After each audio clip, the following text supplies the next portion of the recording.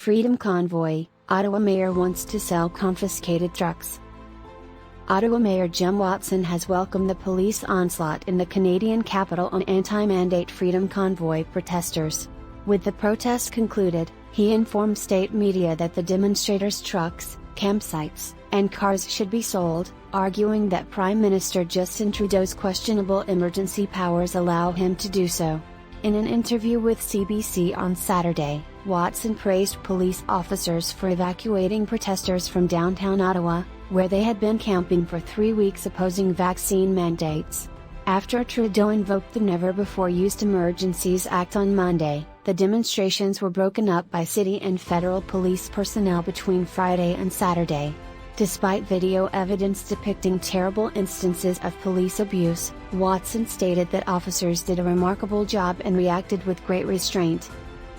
At least 170 protesters have been arrested, more than 50 vehicles have been seized, and at least 76 protest participants and sympathizers' bank accounts have been frozen by the government.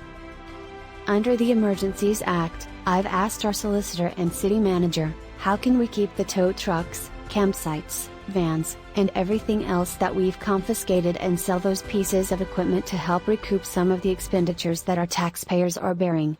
Watson told the Canadian Broadcasting Corporation.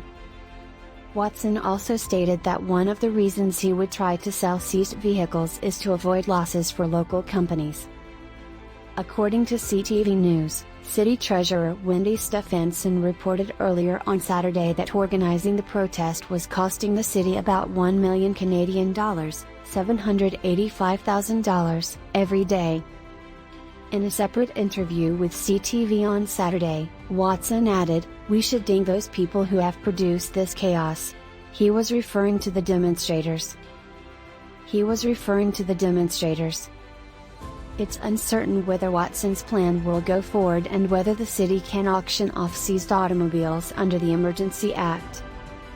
Seized vehicles will be held for 7 days, after which time they must be returned, according to Ottawa Police.